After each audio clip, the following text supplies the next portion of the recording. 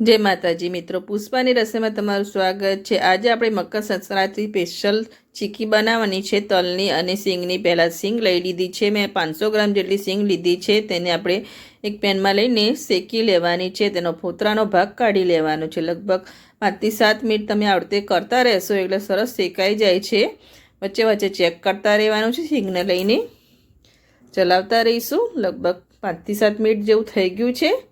હવે ચેક કરી લઈશું, આપણે એકાદ દાણો લઈને હાથમાં મસળી લઈશું જેથી ફોતરું સરસ નીકળી જાય તો આપણી સિંગ શેકાઈ ગઈ છે। જો શેકાઈ ગઈ છે તેને એક થાળીમાં લઈ લઈશું।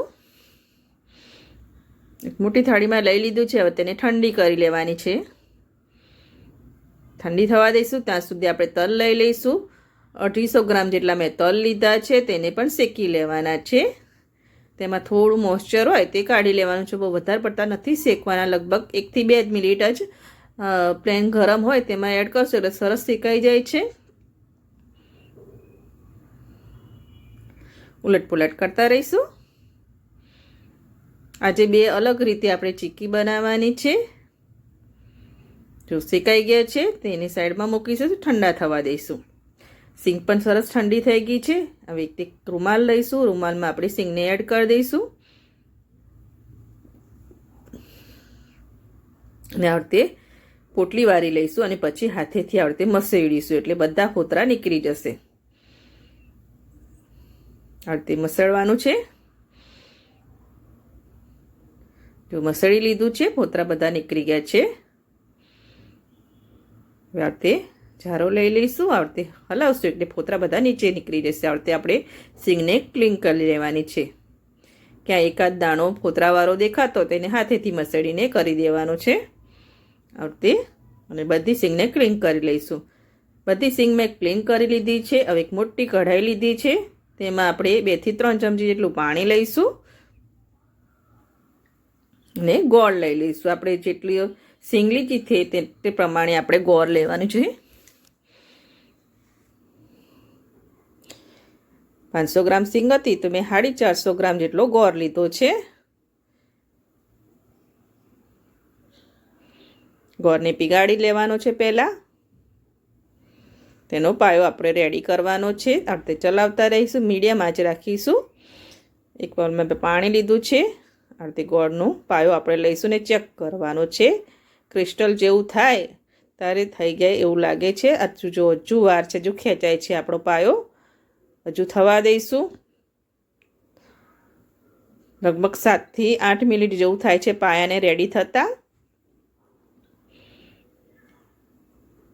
ફરીથી લઈ લઈશું, આ રીતે એડ કરીએ છીએ ને ફેલાઈ જાય છે એટલે હજુ પણ વાર છે। આ રીતે વારે ઘડે તમારે ચેક કરતા રહેવાનું છે। પાયો બહુ કડક પણ ના થઈ જવો જોઈએ અને આવો ખેંચાય એવો પણ ના હોવો જોઈએ।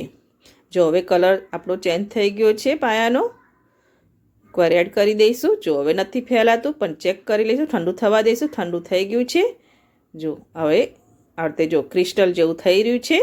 હવે અડધી ચમચી જેટલું ઘી લઈ લઈશું જેથી આપણી ચીકીમાં સરસ શાઇનિંગ આવે, અને ચપટીક બેકિંગ સોડા લઈ લઈશું, તેનાથી ચીકી આપણે એકદમ ક્રિસ્પી બનશે। ચપટીક જ લીધો છે, એટલો જ લેવાનો છે બેકિંગ સોડા, તરત જ તેમાં ઝાગ આવશે તમે બેકિંગ સોડા એડ કરશો એટલે। હવે સિંગદાણા છે તે એડ કરી દેવાના છે અને ચલાવતા રહેવાનું છે। મિક્સ કરી લઈશું, આંચ આપણે બંધ કરી દઈશું। આ રીતે મિક્સ કરવાનું છે।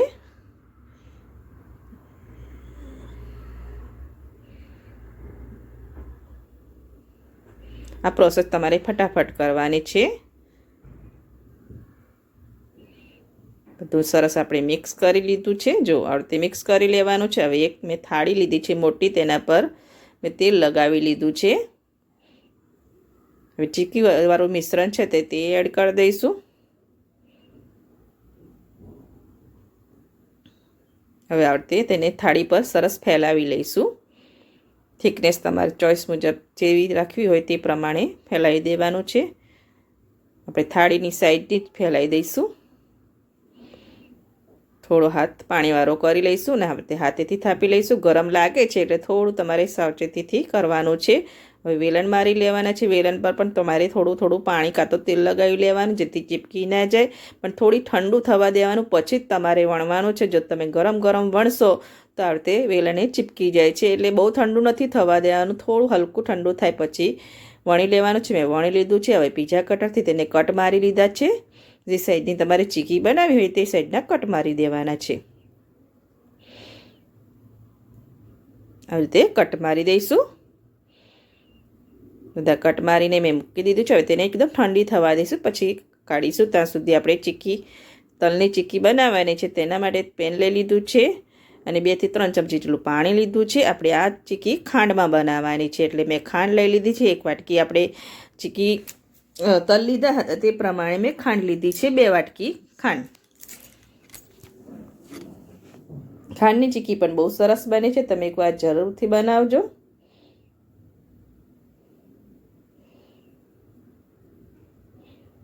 ખાંડ પીગળી ગઈ છે. આનો ખાલી કેરેમેલ કલર એકદમ આવે ત્યાં સુધી જ કરવાનો. આમાં તમારે પાયો ચેક કરવાની જરૂર નથી પડતી. તેનો કલર ચેન્જ થાય ત્યારે જ તેમાં આપણે તલ શેકેલા તેલ છે તે એડ કરવાને છે. હજુ કલર આવવા દઈશું. ચીક્કીનો પ્રોપર કલર આવે ત્યાં સુધી તેને પકાવવાનો છે. આંચ મીડિયમ જ રાખવાની છે. જો બ્રાઉન થઈ ગયું છે, કલર આવી ગયો છે, હવે આપણે તલ શેકેલા છે તે એડ કરી દઈશું. આ ચીક્કી પણ બહુ સરસ બને છે, તમે એકવાર જરૂરથી ટ્રાય કરજો. મિક્સ કરી લઈશું. આ રીતે મિક્સ કરવાનું છે. તેને આપણે પ્લેટફોર્મ પર જ લઈ લઈશું. ગેસની આંચ બંધ કરી દઈશું. પ્લેટફોર્મ પર આપણે તેલ લગાવી લીધું છે. આ રીતે તેલ લગાવી લેવાનું છે. તલના મિક્સરને એડ કરી દઈશું. તેને પણ થોડું હલકું ઠંડુ થવા દેવાનું છે. પછી તેને પણ વણી લેવાનું છે. થોડું હલકું ઠંડુ થવા દઈશું. હલકું ઠંડુ થઈ ગયું છે. થોડો પાણીવાળો હાથ કરીને તેને આ રીતે થાપી લેવાનું છે. પહેલાં